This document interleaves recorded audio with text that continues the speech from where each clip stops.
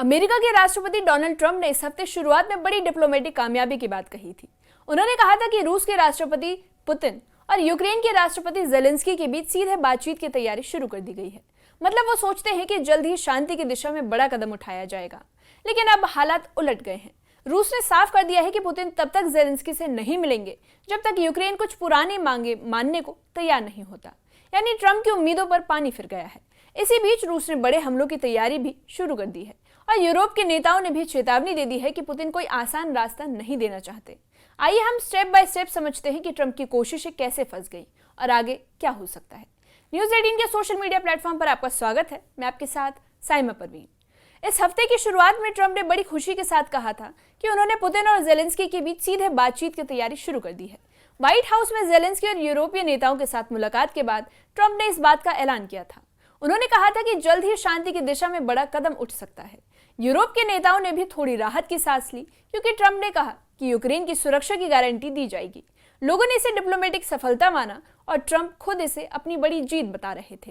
लेकिन ये सिर्फ शुरुआत थी और असली जंग अभी बाकी थी। लेकिन 4 दिन बाद ही ट्रंप की खुशी में ठंडा पानी पड़ गया।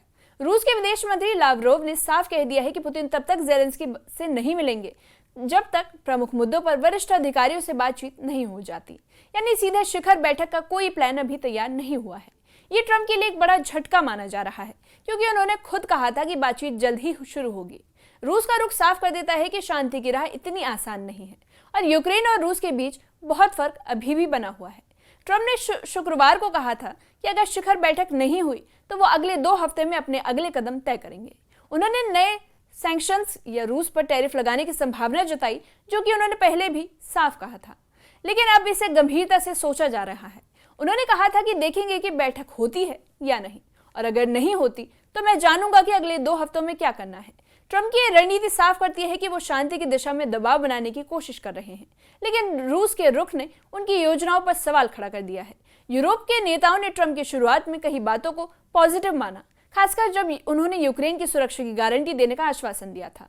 हालांकि कुछ दिन पहले अलास्का में ट्रंप ने ऐसा कहा था कि वो रूस की मांगों के करीब हैं, जिससे यूरोप में चिंता बढ़ गई है। अब यूरोप के नेताओं को फिर से ये देखना होगा कि ट्रंप वास्तव में शांति की दिशा में कितना आगे बढ़ पाएंगे। यूरोप ने कहा कि रूस की कोई भी शांति योजना तभी सफल हो सकती है जब सभी पक्ष इसे गंभीरता से लें। जिसके बाद यूक्रेन चाहता है कि युद्ध के बाद उसे पश्चिमी देशों से सुरक्षा गारंटी मिले ताकि रूस फिर से हमला न कर सके। लेकिन लावरोव ने कहा कि बिना रूस की भागीदारी ये योजना बेकार है। अमेरिका और यूरोप अब इस पर काम कर रहे हैं कि कैसे सुरक्षा गारंटी दी जा सकती है। यानी ये साफ है कि सिर्फ ट्रंप की इच्छा से शांति नहीं होगी, बल्कि रूस को भी इसमें शामिल होना होगा। और इसी बीच पुतिन ने सैरोव शहर का दौरा किया, जो रूस के न्यूक्लियर प्रोग्राम का केंद्र रहा है। ये एक साफ संदेश था कि रूस के पास बड़े हथियार हैं और वो किसी भी दबाव में कमजोर नहीं दिखना चाहता। सुरक्षा विशेषज्ञों के मुताबिक पुतिन ने अपनी स्थिति में कोई बदलाव नहीं किया और वो अभी भी अपने रुख पर डटा हुआ है।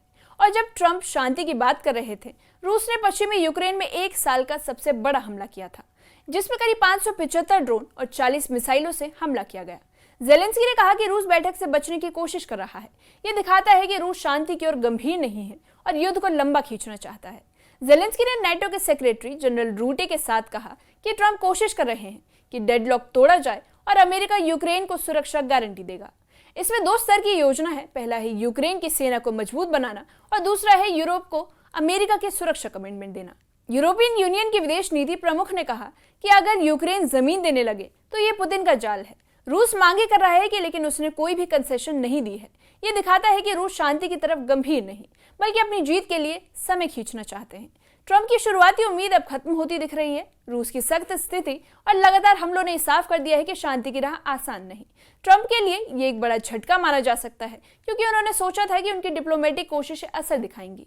मुख्य समस्या ये है कि रूस और यूक्रेन के बीच दूरी बढ़ती जा रही है। प्रमुख मुद्दों पर सहमति नहीं बन रही और इससे सीधे शिखर बैठक की संभावना नहीं दिख रही।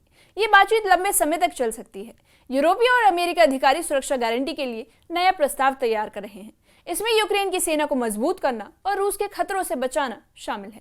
लेकिन रूस की भागीदारी जरूरी है, नहीं तो ये योजना सफल नहीं होगी। अब विशेषज्ञों की मान लेते हैं तो उन्होंने कहा है कि पुतिन जानबूझकर समय खींचना चाहते हैं और शांति की दिशा में कोई आसान कदम नहीं उठाना चाहते। ये उसे ताकतवर स्थिति में रखना है और रूस की रणनीति साफ है कि वो शांति के लिए दबाव में नहीं आएंगे। अब देखना यह है कि ट्रंप अगले 2 हफ्ते में क्या कदम उठा सकते हैं, नए सैंक्शंस या टैरिफ। या फिर शांति की नई पहल? सब कुछ फिलहाल अनिश्चित है। यूक्रेन, रूस और अमेरिका और यूरोप की भूमिका इस शांति प्रक्रिया में बहुत अहम मानी जा रही है। कुल मिलाकर देखा जाए तो ट्रंप की डिप्लोमेटिक कोशिशें फिलहाल झटका खा चुकी हैं। रूस की सख्त रुख और लगातार हमलों ने साफ कर दिया है कि शांति की राह आसान नहीं। यूरोप और अमेरिका यूक्रेन को सुरक्षा गारंटी देने की योजना बना रहे हैं, लेकिन रूस की भागीदारी के बिना ये योजना सफल नहीं हो सकती। अब आने वाले हफ्तों में ट्रंप के अगले कदम रूस की प्रतिक्रिया और युद्ध की स्थिति तय करेगी कि शांति की दिशा में कोई प्रगति हो पाएगी या नहीं। फिलहाल उम्मीद और चिंता दोनों बनी हुई है। इस मामले पर आप क्या सोचते हैं? कमेंट सेक्शन में कमेंट करके बताइए।